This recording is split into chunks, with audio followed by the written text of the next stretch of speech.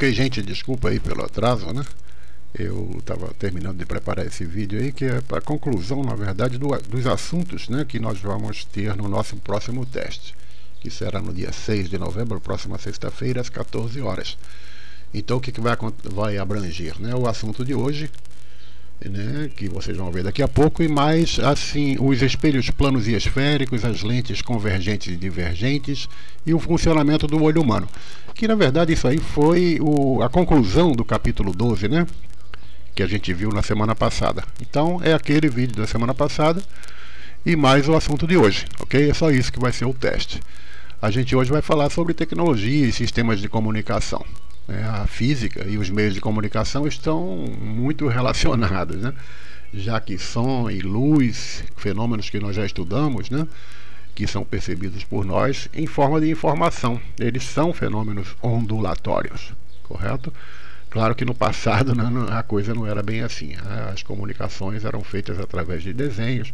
Só depois de muito tempo que foram desenvolvidos os primeiros sistemas de escrita, há uns 4.000 anos atrás, mais ou menos, né, que foi progredindo ao longo do tempo, né, permitindo depois a escrita de livros e a comunicação através de cartas, né, principalmente com o avanço do comércio, né, por volta do século 16, mais ou menos, aumentou, 15 e 16, né? Aumentou a necessidade de troca de informações entre as diferentes comunidades, porque a humanidade começou a atravessar os mares, os oceanos, né?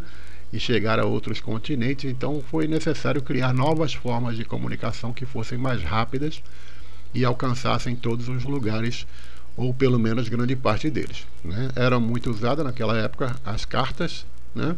Vocês lembram, por exemplo, da carta de Pero Vaz de Caminha? Imagina, né? Quanto tempo ela levou para atravessar o Oceano Atlântico e chegar de volta lá em Portugal. E posteriormente com o telégrafo. Mas o telégrafo já foi no século XVIII, por aí assim, né? O telégrafo é esse aparelhinho aí, né, que era utilizado para transmitir mensagens através de um código chamado código Morse, que está aqui do lado direito, né, formado por pontos e traços. Ele tanto podia ser escrito como também transmitido e recebido através de áudio, né? É como se fosse o WhatsApp de antigamente, né? Vamos ver aqui como é que era esse sonzinho. Por exemplo, transmissão da palavra WhatsApp.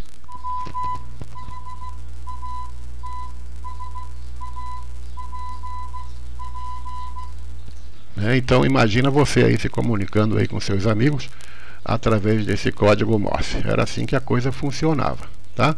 Mas apesar de ser assim considerado muito inovador naquela época, né, o equipamento de Morse não era capaz de transmitir mensagens faladas, mensagens de áudio mesmo faladas, né? Isso só foi possível depois da invenção do telefone, já em 1876, né, que ele propagava o som da fala, né, de um aparelho a outro através da transmissão do som por corrente elétrica. Então era um telefone com fio, né?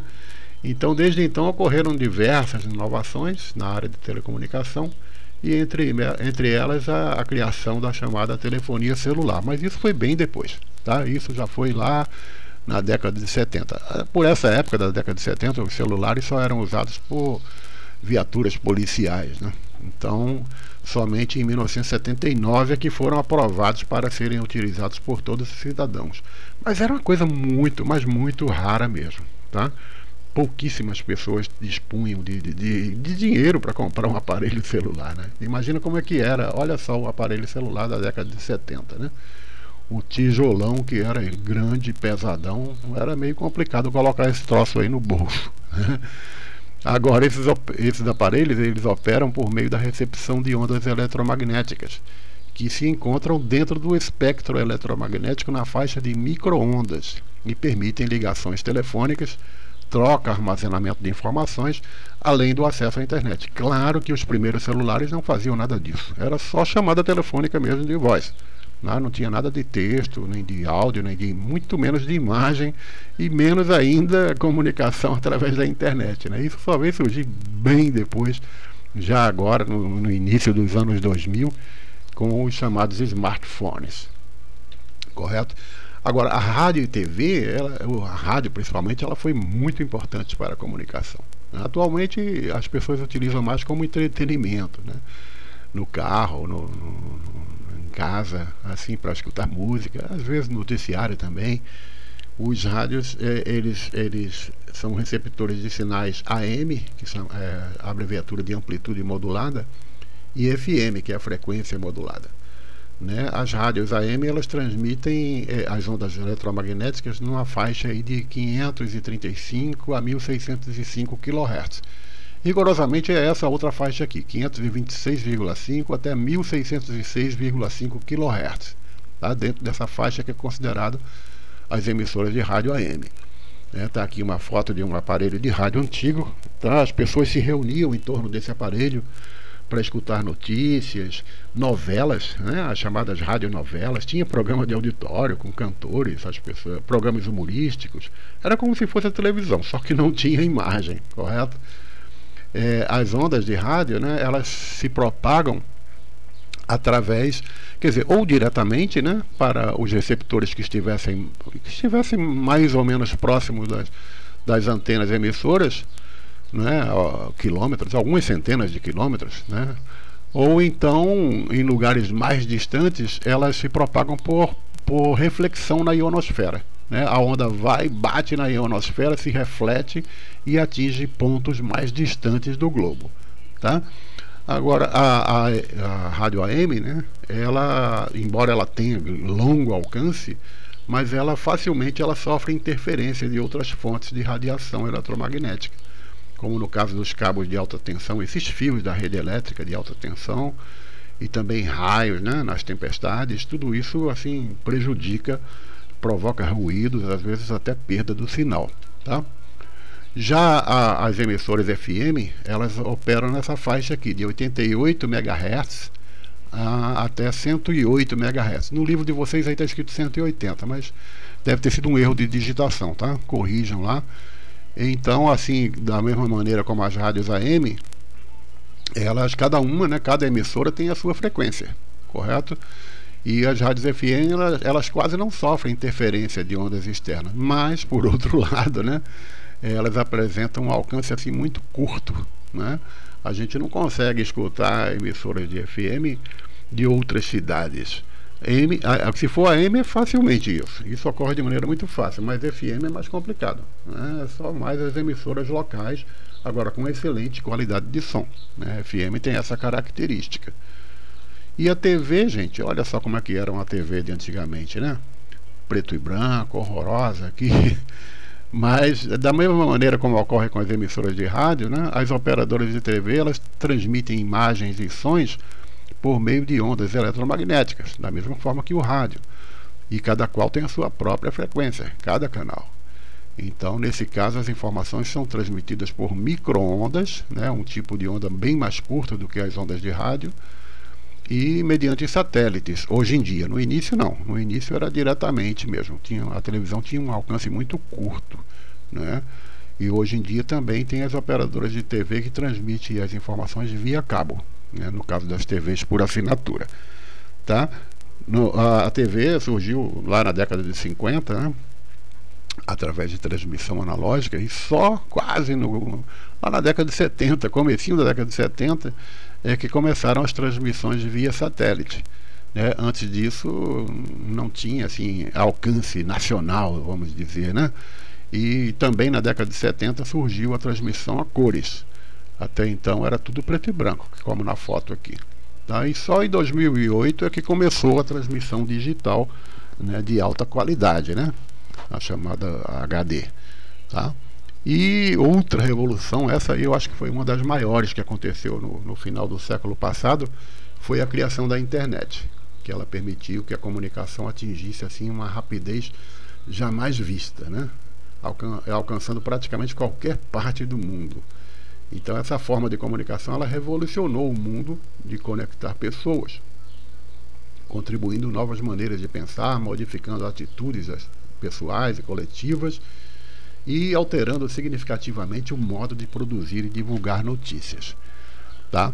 Então, para que as mensagens sejam transmitidas, né, quando a gente envia uma mensagem de um computador para o outro, elas devem chegar até um provedor de internet, que a gente contrata, a gente paga um provedor de internet, e esse então faz acesso a uma outra rede chamada backbone, que é uma rede de altíssima velocidade, e é muito cara essa rede, a gente não tem como contratá-la diretamente, tá? Então os provedores de internet contratam o backbone e dividem, né, o uso, né, os custos desta utilização com os usuários, né? E então, assim, o backbone ele leva a informação a outra rede de conexão, outro provedor, até chegar ao destinatário. Tem esse mapa aqui, né, com os backbones que funcionam no Brasil, né? Através os provedores, a gente não acessa diretamente os backbones, né? Nós acessamos os provedores e os provedores acessam o backbone. Quando a comunicação é feita de um continente para outro, aí são utilizados os chamados cabos submarinos. São cabos de fibra óptica, né, que viajam por debaixo do mar, né, atravessam o oceano até chegar em outro continente, tá?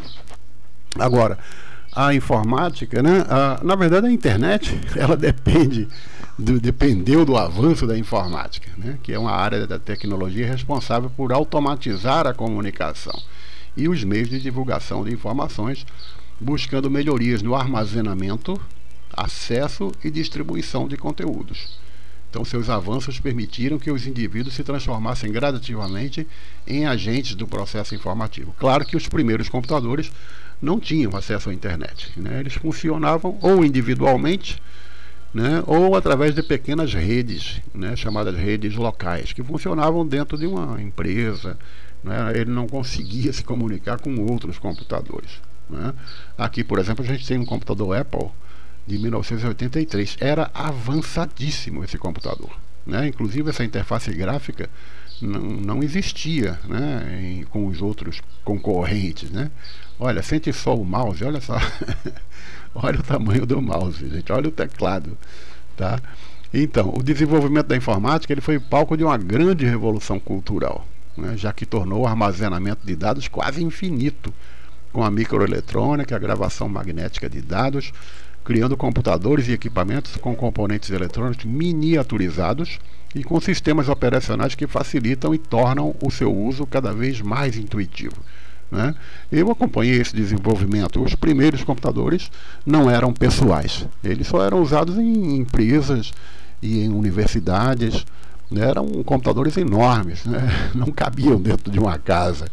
Tá? Então depois, só muito depois, lá nos anos 80, como está mostrando aqui o Apple, é que surgiram os primeiros computadores pessoais, pequenos, que podiam ser usados nas residências. Tá?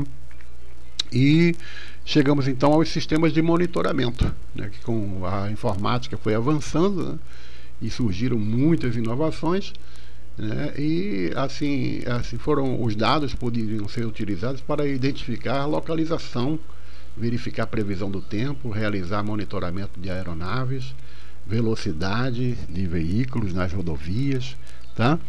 Exemplos, né, são os receptores de GPS, os satélites de monitoramento do clima, né, que é utilizado em meteorologia, e os radares de velocidade utilizados pela polícia, né, para controlar a velocidade das pessoas que trafegam nas rodovias. E o GPS, né, foi outro avanço, juntamente com o surgimento dos satélites. Os receptores GPS funcionam pelo recebimento de ondas de rádio também, provenientes de satélites espalhados ao redor do planeta. Então existe uma rede de satélites em torno do planeta, né? E toda vez que a gente liga um aparelho de GPS, ele envia os sinais até esses satélites, que por sua vez os enviam de volta, identificando a posição e a velocidade que a pessoa, né, que está com aquele aparelho está desenvolvendo, né? Ela também identifica as rodovias, os acessos, entre outras informações. Vocês conhecem bem esses aparelhos, né, de GPS. Então ele, por meio de cálculos do tempo de percurso da onda recebida e enviada, né, através do cálculo do tempo que a onda vai até o satélite e volta para o aparelho, o sistema então determina a rota dentro do tempo previsto, tá? Criando esses mapas aí que nos auxiliam aí a navegação, tá? E os radares é outro tipo de equipamento tecnológico São equipamentos utilizados para monitorar distâncias entre objetos e a velocidade em que estes se encontram, né? Então eles também funcionam por meio de emissão de pulsos eletromagnéticos que são capazes de alcançar longas distâncias e podem ser refletidos caso encontrem algum objeto no caminho, tá? Então por isso eles são usados assim, no controle de tráfego aéreo, no monitoramento de velocidade em rodovias, né? No controle de tráfego aéreo existem vários radares, não só os das torres, mas das centrais de controle de tráfego, como a gente está vendo aqui essa senhora aqui, esse sargento, né, da aeronáutica. E também entre os próprios aviões, um avião em relação ao outro, através de radares, eles conseguem identificar outros aviões para evitar acidentes, né? Agora existem chamados radares móveis, usados pela polícia. Esse daí ele é calculado através de um chamado fenômeno efeito Doppler. Tá? É bom você entender bem isso. O efeito Doppler está relacionado com os objetos em movimento. Então, assim, a frequência da onda refletida, né? Olha só, o radar ele emite uma onda que atinge o veículo e a frequência com que essa onda retorna, né? Ela é proporcional à velocidade do carro. Então, o radar não precisa estar fixo no lugar, como igual esses radares fixos que ficam debaixo do asfalto, né? Esse não. Esse, mesmo que o carro da polícia esteja em movimento, ele consegue calcular a velocidade do outro veículo, certo? Através desse efeito Doppler, tá bom? E a ondulatória, ela tem muitas aplicações médicas. Na medicina ela é altamente utilizada, tá? Porque, assim, a gente saber, né, informações, né, sobre nós mesmos, né, e não deixa de ser um sistema de comunicação, né? Então são ferramentas de coleta de dados, informações pessoais que os médicos utilizam, né, para tratamento de saúde e diagnóstico principalmente, tá? Por exemplo, um dos mais antigos dele é a radiografia, chamado raio-x, né? Ele foi descoberto em 1895. Tá? Já faz um pouquinho de tempo aí, né? Os raios-x eles possuem uma grande quantidade de energia, são capazes de atravessar vários tipos de materiais, como os tecidos da pele, né? Os músculos, mas eles são absorvidos por outros tecidos, como no caso dos ossos. Então é por isso que é possível, através da radiografia, você enxergar os ossos, né? O médico analisar problemas, fraturas, essas coisas, tá? Mas apesar dos raios-x serem muito úteis, né, ele também é prejudicial, né? Ele é capaz de causar alterações celulares, então a pessoa não pode estar toda hora fazendo radiografia, não, né? Isso é perigoso, tá? Além de aplicação na medicina, né, eles também são usados, os raios-x, na indústria automotiva, né, para análise de equipamentos internos de motores e também, principalmente, nos aeroportos, né, para vistoria de bagagens, muito utilizado o raio-x. E com o avanço tecnológico surgiram outros métodos de análise de órgãos internos, né, que foram pouco a pouco substituindo o raio-x, mas ainda são muito utilizados, né, nos diagnósticos médicos, principalmente porque o raio-x é mais barato, né, ao contrário, por exemplo, da ressonância magnética. Esses equipamentos fornecem imagens por meio da criação de um campo magnético ao redor do organismo, né, analisado, e por pulsos de radiofrequência coordenados por um equipamento central. Está aqui um aparelho de ressonância magnética. Eles captam as imagens de todas as dimensões do corpo, dividindo-o em camadas e avaliando-o de modo completo, não somente em um plano horizontal, como ocorre com o raio-x, né? Então ele tira várias fotos, né, como se ele fatiasse o corpo da pessoa, e o médico consegue examinar cada uma dessas fatias aí, tá? Então os aparelhos de ressonância eles não são prejudiciais ao organismo, pois eles não emitem radiação. Agora ele tem a desvantagem que é o custo do equipamento, que costuma ser bastante elevado, e consequentemente o preço que a gente paga para fazer um exame desse é bem mais alto do que um simples raio-x, correto? Outro equipamento é a tomografia. né, equipamentos de tomografia, eles funcionam de modo semelhante ao da radiografia. Então eles também emitem radiação, e o pior é que é uma quantidade assim muito maior, tá? A diferença principal é que as imagens obtidas são mais completas, né, como se fosse na ressonância. Elas são imagens tridimensionais, ao contrário da radiografia, né, cuja imagem, aqui está escrito unidimensional, mas não é unidimensional, tá, gente? É bidimensional. Desculpa aí, é porque no livro de vocês está unidimensional, eu não tinha nem percebido isso. Então, na radiografia é bidimensional, enquanto que na tomografia as imagens são tridimensionais. E tanto a radiação dos exames de raio-x como na tomografia computadorizada, eles podem provocar resultados indesejáveis aos tecidos humanos quando utilizado de forma inadequada, pois tem um efeito cumulativo no organismo, né? Então, quando os efeitos que você sofre ao passar por uma tomografia, ele não desaparece, e quando você for tirar a próxima tomografia, ele se acumula aos efeitos anteriores, tá? E isso é muito prejudicial, tá certo? Outra muito usada é a ultrassonografia. Vocês devem estar lembrados quando a gente estudou, né, acústica, a gente falou sobre aquelas frequências muito altas, acima de 20.000 Hz, né, ou chamada 20 kHz, elas são chamadas de ultrassom. A gente não consegue escutá-las, mas elas têm utilidade nesses equipamentos de ultrassom para avaliação de profundidade, por exemplo, né, avaliação de profundidade oceânica, localização de embarcações, detecção de avarias mecânicas em equipamentos, aceleração de reações químicas e, o caso que a gente está vendo aqui, diagnóstico médico de órgãos internos do corpo humano, tá? Então, nesse exemplo, né, os aparelhos de ultrassom, eles emitem pulsos de ondas sonoras no corpo humano, que ao incidirem sobre os órgãos internos, eles são refletidos de diferentes maneiras e com diferentes frequências, dependendo da estrutura na qual se encontram. E essas ondas refletidas são interpretadas por um computador que gera as imagens da estrutura examinada, tá? Então, essa foto aqui de cima mostra um equipamento de ultrassom, aqueles mais antigos, né, que realizam imagens 2D, bidimensionais, né? Enquanto aqui de baixo já é a 3D, que são imagens tridimensionais, são muito mais nítidas, né?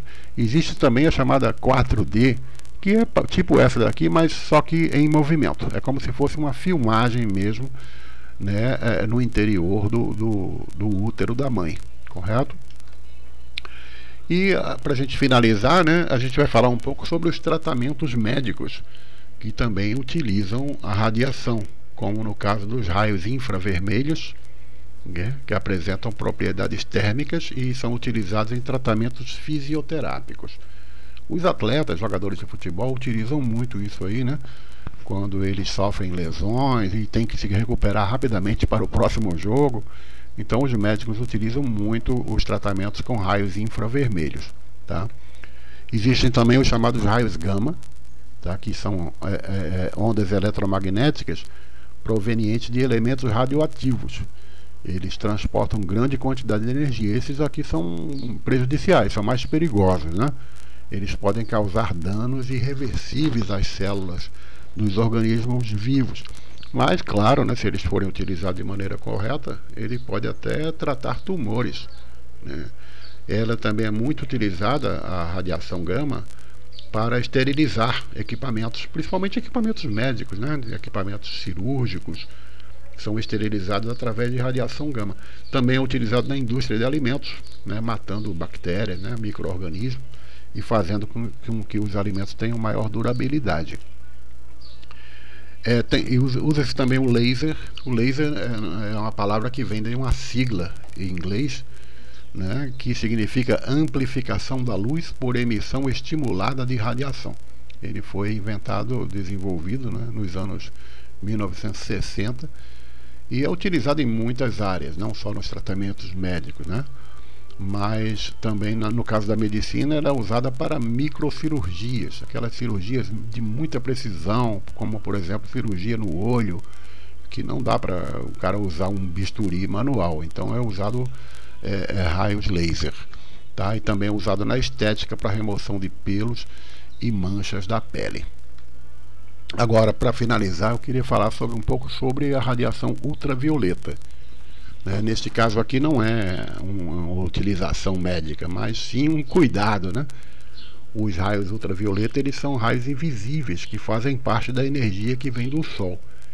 E como ela assim tem uma grande capacidade de penetração na pele, é essencial o uso de protetor solar, de roupa, chapéu, né, ao frequentar locais com alta incidência de radiação solar, né? Mas eles são úteis, né, ao ecossistema e principalmente na síntese de vitamina D. Nós precisamos se expor à radiação solar de maneira controlada e cuidadosa, claro, né, porque é necessário, o corpo humano precisa para fazer a síntese, a fabricação da vitamina D, né? Então, ela precisa ser feita com cuidado nos períodos de menor incidência de radiação solar, né? Isso ajuda na síntese da vitamina D. Então é bom quando a gente olhar né, os dados meteorológicos, a gente também observar o índice de ultravioleta, né, principalmente no verão. Então, geralmente os informes meteorológicos eles dizem qual é o grau, se é baixo, moderado, alto, muito alto, extremo, né? E a OMS recomenda assim alguns cuidados que a pessoa deve ter de acordo com o índice de ultravioleta, tá? Índice baixo não precisa cuidado nenhum, né? De manhã cedo e tal. Agora, quando começa a ficar moderado em diante, aí precisa usar chapéu, usar roupa, protetor solar, essas coisas todas, tá bom, gente? E as atividades, hein? Bom, atividades de hoje estão na página 107, a partir da página 107, tá? Eu selecionei aqui esses exercícios, o 2, 3, 4, 7, 11 e 12, principalmente, mas você pode fazer todos eles. Não precisa enviar pelo AVA não, tá? Hoje vocês estão dispensados de enviar as resoluções pelo AVA. Eu que vou deixar um gabarito, tá? Vou deixar o gabarito de todas essas questões, do número 1 até o número 12. Mas eu peço que você preste especial atenção a essas que eu apresentei aqui, tá certo? Então, muito obrigado pela sua atenção.